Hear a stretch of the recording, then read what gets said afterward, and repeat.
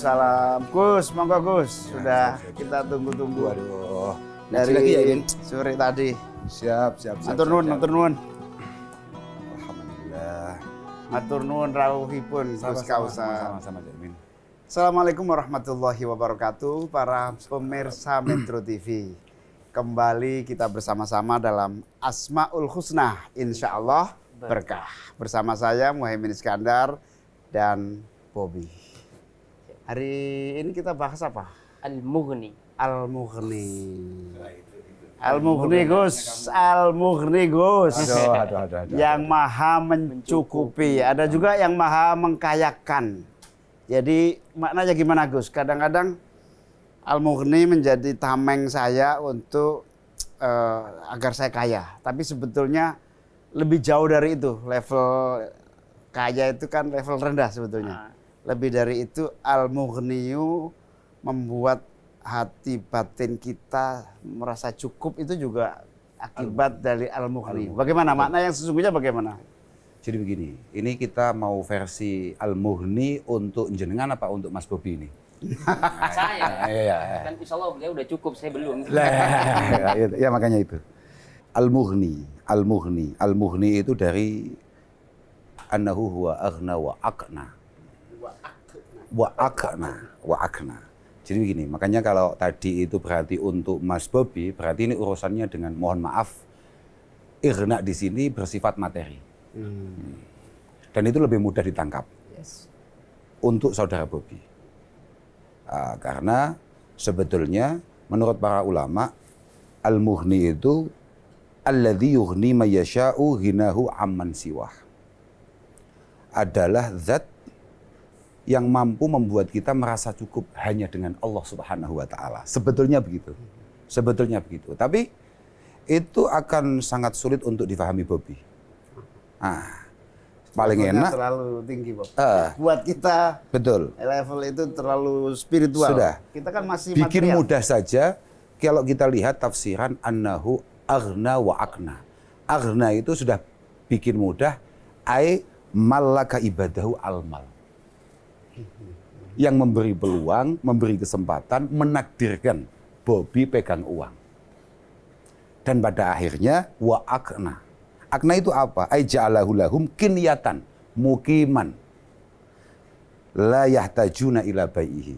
Yang pada akhirnya sebagai orang Madura, dia pada akhirnya punya aset, punya tabungan, punya aset yang tidak akan dia jual. Fahadha tamamun ni'mah indahum. Punya rekening sehat, kemudian asetnya jelas, tidak ada gambaran akan dijual sama sekali. Menurut dia ini barokah Al-Mughni. Tapi kalau untuk orang-orang kelas atas, maka Al-Mughni itu adalah mayughnihi bitasfiyatil ahwal. Kalau untuk orang-orang kayak amatir kayak saya dan saudara Bobby ini, Al-Mughni itu adalah bitan miyatil amwal. Bagaimana rekeningnya semakin meningkat. Baru kemudian ada ketenangan, ada kenyamanan. Nah, bagi beberapa orang-orang istimewa, tidak. Bagi orang-orang yang memang rijalullah. Orang-orang yang aulia illah al-arifin. Itu adalah tasfiyatil ahwal. Sangat merasa cukup ditakdirkan oleh Allah Subhanahu wa taala menjadi pribadi yang baik, menjadi pribadi yang punya kesempatan mendekat mengenal Allah Subhanahu wa taala secara utuh. Itu. Kira-kira gambaran dasarnya begitu Al-Mughni itu. Gimana, Bob? Jadi yang kedua itu adalah pemahaman tentang sampai pada kaya itu apabila seseorang sudah mendekatkan diri pada Allah, merasa sudah kaya. Merasa sudah kaya. Karena begini, kaya itu baik kapan? Ketika kaya itu pada akhirnya menjadi satu kemanfaatan. Baik bagi dirinya, lingkungannya, dirinya, keluarganya, dan lain sebagainya. Karena kan khairun nas anfa'uhum linnas. Itu semua orang tahu. Tapi kita harus ingat bahwa khairun nas anfa'uhum linnas itu yang pertama apa? Bagaimana cara kita bermanfaat bagi banyak orang? Itu pertama kali ulama kita mengatakan bilma. Bilmal. Bil. Dengan harta. Bilma. Khairun nasi anfa'uhum linnas. Paling Itu paling utama, nyata. pertanyaan nyata adalah dengan mal. Tidak akan Ketika bermanfaat kita kalau nggak oleh kita Allah punya. Subhanahu wa taala dicukupi segala sesuatunya sampai pada akhirnya kita bisa bermanfaat bagi yang lain. Artinya akan sangat menjadi buruk kalau kemudian kita dicukupi tapi kecukupan ini tidak membuat bermanfaat, dan lebih naasnya lagi kecukupan ini tidak membuat kita bahagia dan bersyukur.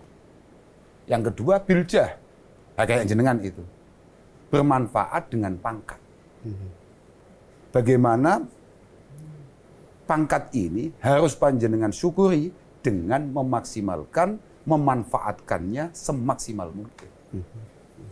Yang terakhir bil ilmi. Bil ilmi. Bil ilmi. Keilmuannya, pengalamannya harus ia bagi. Siapa tahu ini akan menjadi sebuah inspirasi, petunjuk bagi orang lain. Bil mal, Bil mal, bil jah, jah, kemudian bil ilmi. Dengan harta, dengan pangkat, dan dengan ilmu. Yanfa'uhum linnas. Nah, maka kenapa bagi orang-orang yang memang saya tadi bilang rijalillah, mungkin beliau-beliau itu secara duniawiyah, secara apa ya, materi luar biasa. Kita lihat banyak ulama-ulama kita, mohon maaf, secara materi sangat cukup. Tidak hanya cukup, sangat cukup. Tapi beliau tidak nyaman, tidak bahagia dengan itu. Beliau lebih bahagia karena ditakdirkan menjadi orang-orang yang punya kedekatan dengan Allah Subhanahu wa taala. Karena apa?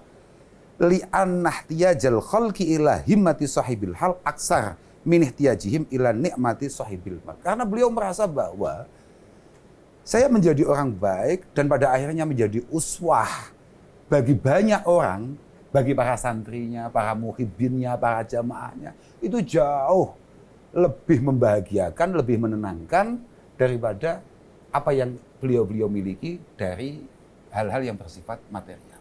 Kira-kira begitu.